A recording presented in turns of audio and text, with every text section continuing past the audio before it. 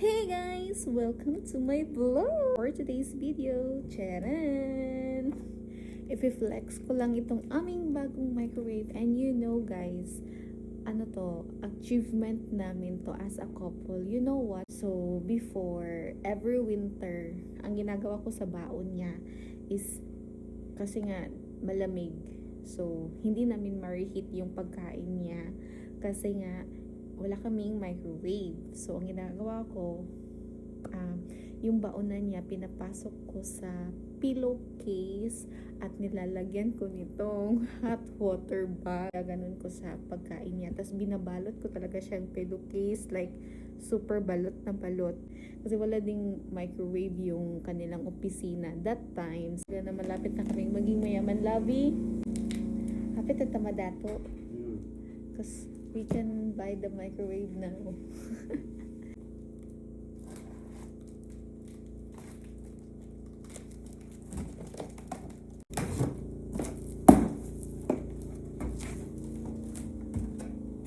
Happy ka lang sa gift mo lang. Hindi birthday gift noon.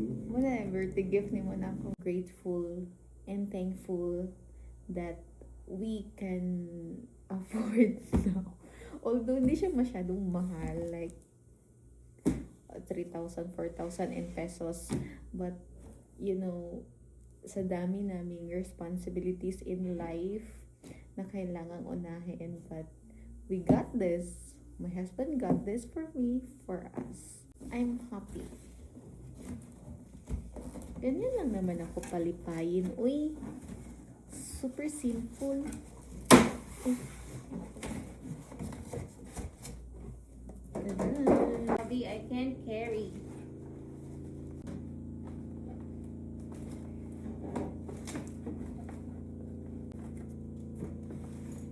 Guys, stage ko kadaog guys.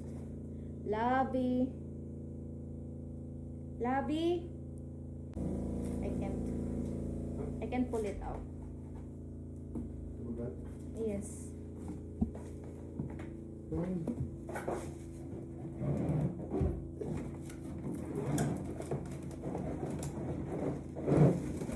May power level and timer, and then this like this.